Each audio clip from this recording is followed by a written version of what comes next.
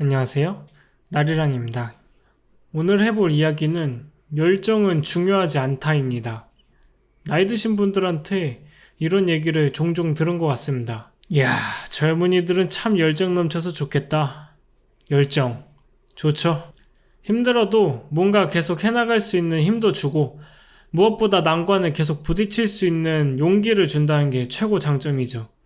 근데 과연 열정이 무조건 좋다고 할 수 있을까요? 한번 생각해 봅시다.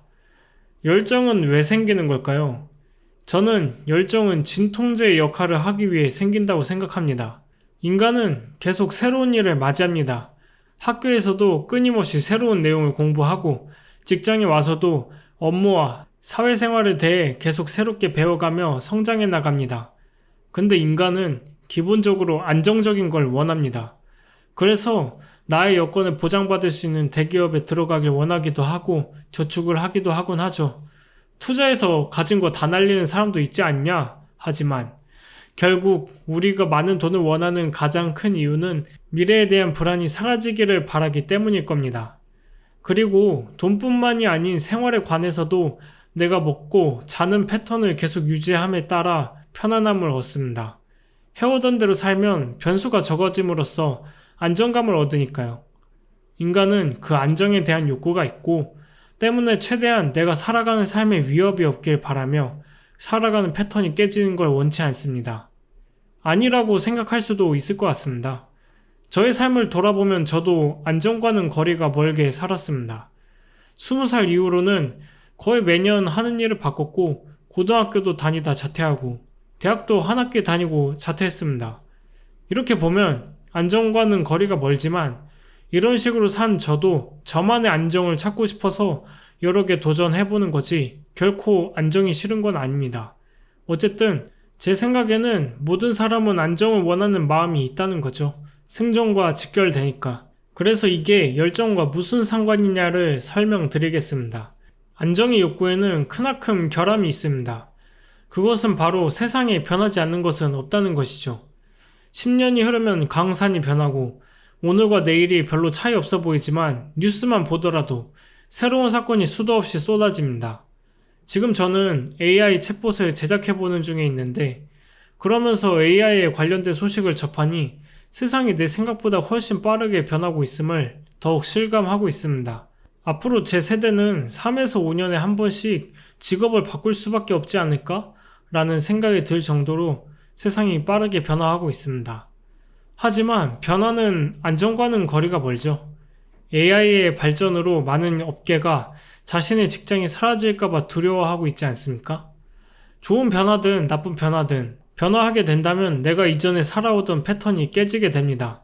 그렇게 내가 해오던 방식으로 세상에서 살아갈 수 없게 되고 살아남기 위해 세상에 맞춰 변화해야만 하죠.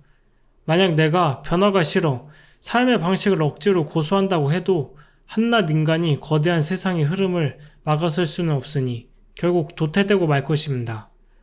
때문에 인간은 생존을 위해 변화할 수밖에 없습니다. 하지만 이것은 기본적으로 가지고 있는 안정의 욕구와는 거리가 멀죠. 그렇게 자신이 원하는 바가 이루어지지 않으면 사람은 괴로움을 느낍니다. 괴로움을 느끼면 사람이 어떻게 되죠? 힘이 빠지고 의지를 잃음으로써 행동력도 많이 사라지죠. 결과적으로는 아무것도 하고 싶지 않아질 겁니다. 하지만 변화에 발맞춰 움직이지 않으면 살아남기 힘들어집니다. 때문에 변화에 맞춰 새로운 것에 도전해야 하고 그러려면 이 괴로움을 사그라지게 할 필요가 있습니다. 저는 그 역할을 해주는 게 열정이라고 생각합니다. 열정이 생기면 어떻죠? 아, 이거 하면 힘들 것 같은데? 이거 잘못될까 무서운데? 같은 두려움의 감정이 좀 잊혀지고 평소와 달리 오히려 새로운 도전으로 뛰어듭니다. 평소라면 그 길이 힘든 가시밭길일 거라는 걸 알고 있어 가지 않으려 하지만 열정이 있으면 그 가시밭길을 가는 게 중요하지 않습니다. 이 가시밭길을 통해 내가 성장하는 게 더욱 중요해지죠. 때문에 아픈 줄도 모르고 막 나아가게 해줍니다. 사실상 진통제 같습니다. 내가 아픈 줄도 모르게 하고 오히려 아픈 길을 가고 있는데 성취와 즐거움을 주니까요. 또 어찌 보면 변화하는 세상에서 살아남기 위한 생존 본능일 수도 있고요. 어쨌든 지금까지 얘기한 것을 토대로 보면 열정은 마냥 좋은 것 같습니다. 근데 과연 그럴까요? 열정에는 함정이 있습니다. 진통제가 가진 함정이죠. 사람이 왜 고통을 느끼는지 아시나요? 그것은 지금 내 몸의 위험한 부분, 잘못된 부분이 있다는 것을 알리기 위함입니다. 상처를 내비두면 곪는데 눈에 보이지 않는 곳에 상처가 나면 그걸 알 방도가 없잖아요. 그래서 고통을 통해 이 상처를 내버려 두지 말고 조치를 취하게끔 하는 거죠. 근데 열정은 진통제이기 때문에 그 상처에 대한 아픔을 느끼지 못하게 만듭니다. 그러다가 열정이 사라진 순간 방치했던 상처의 아픔이 한꺼번에 몰려오죠.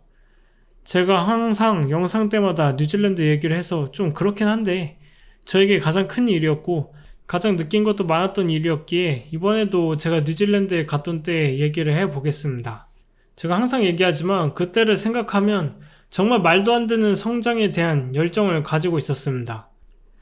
뉴질랜드에 가기 위해 공부해본 적도 없는 제가 하루에 10시간에서 15시간씩 매일 공부해서 영단어 2,500개를 한 달 만에 외울 정도였으니까요.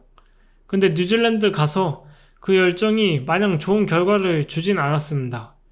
오히려 독이 되었죠. 상사가 성추행을 했던 사실을 들었을 때 제가 너무 큰 분노에 그 사람을 정말 죽이려 했었습니다. 근데 그렇게 큰 정의감과 감정을 들게 만든 원인 중 하나가 열정이기도 했습니다.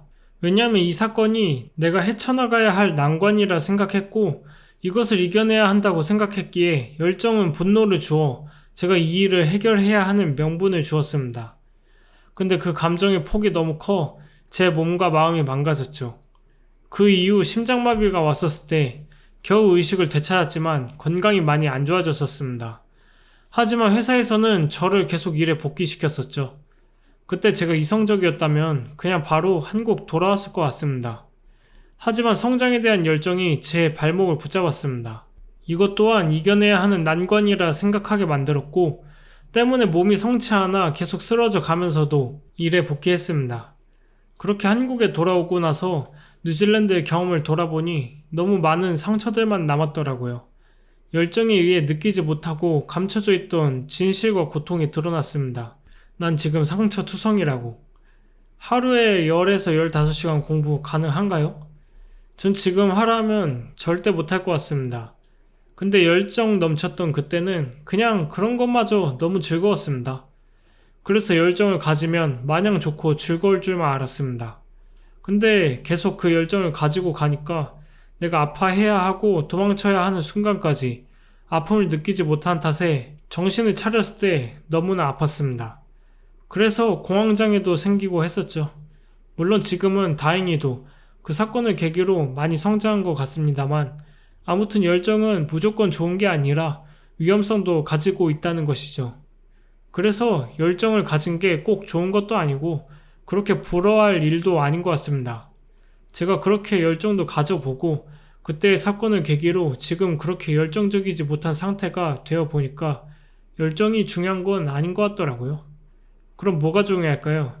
나에게 오는 것들을 내가 어떻게 받아들이느냐가 중요합니다. 우리는 어찌 보면 너무 커다란 것에만 시선을 두는 것 같아요. 큰 계기, 큰 변화, 큰 사건들이 마치 한 사람을 변화시키는 것 같아 보이니까 말이죠. 근데 사실 돌이켜보면 나를 변화시키는 건 큰 사건이 아니라 그 큰 사건을 받아들이는 저의 태도입니다. 제가 뉴질랜드에서 아까 말했듯이 많은 큰 사건들을 경험했잖아요. 근데 막상 그 사건들을 겪었을 당시부터 한 1에서 2년까지는 그 사건을 겪기 전과 딱히 큰 변화가 없었습니다. 오히려 시간이 지날수록 더더욱 안 좋은 쪽으로 변화하기만 했죠. 왜냐하면 뉴질랜드 때 겪은 것들을 분노의 시선으로만 바라봤기 때문이었습니다. 그것 때문에 화가 나서 잠을 설치고 공황장애까지 왔습니다. 하지만 그것이 너무 괴로워 저는 그 괴로움을 벗어날 수 있는 방법이 뭘지를 항상 고민했습니다. 그 질문의 답은 내가 분노를 만들어 나 스스로를 괴롭게 하고 있었다는 것. 뉴질랜드 때의 일을 분노로만 바라본 나의 시선이 나의 괴로움을 만들어냈다는 것이었습니다. 정말 인정하기 싫었지만 내가 내 괴로움을 만들었다는 걸 인정하고 난 뒤로 공황장애 약을 끊을 수 있었고 그러면서 뉴질랜드 사건을 되돌아보니 스스로의 실수도 많았고 또 남들의 잘못된 행동을 통해서도 많이 배울 수 있었습니다. 그렇게 4년쯤 시간이 되어서야 뉴질랜드에서의 시간이 정말 힘들었지만 한편으론 나를 위한 시간이었음을 알게 되고, 그렇게 뉴질랜드에서 겪었던 사건들에 감사함으로써 성장할 수 있었습니다. 뉴질랜드에 대한 감사함을 느끼게 되고부터 형이 저에게 너 정말 많이 변한 것 같다고 말을 하더군요. 제가 말하고 싶은 건 사람은 열정으로 변하는 게 아니라 고통을 마주함으로써 변화한다는 것이죠. 열정을 가지고 싶은 이유를 따져보면 더 나은 삶을 살고 더 나은 사람이 되고 싶은 욕망 때문이라고 생각합니다. 열정은 그런 변화를 위한 행동을 하게 해주니까요.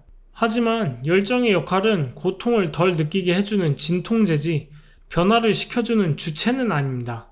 변화는 열정에서 오는 게 아니라 고통을 맞이하며 스스로 만든 괴로움을 내려놓고 받아들이는 과정에서 오는 것이죠.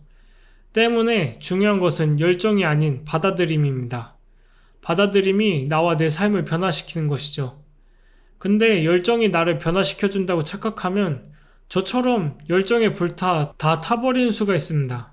그러니 열정에 목매는 게 아닌 나를 위한 행동이 뭘까에 초점을 두고 행동하는 것이 중요한 것 같습니다. 끝으로 처음에 그런 말을 했잖아요. 나이 드신 분들이 젊은이들을 보고 열정을 부러워한다고. 그건 더 나은 삶을 위해 살아갈 수 있는 체력과 의지를 부러워하는 거라 생각합니다. 하지만 아까 제가 말했듯이 결국 성장은 고통을 받아들이는 과정에서 오는 것입니다.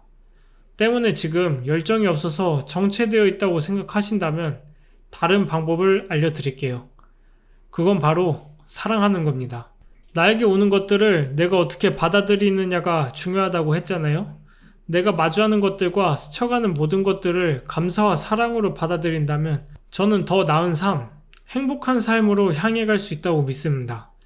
사랑하는 한 명의 사람만 봐도 행복한데 모든 것들이 사랑스러운 세상에서 살아간다면 행복할 수밖에 없을 테니까요. 그러니 열정이 식어 안타까워 마시고 사랑으로서 나아가 보는 건 어떨까요? 저도 같이 열심히 사랑해 보겠습니다. 오늘의 이야기는 여기까지입니다.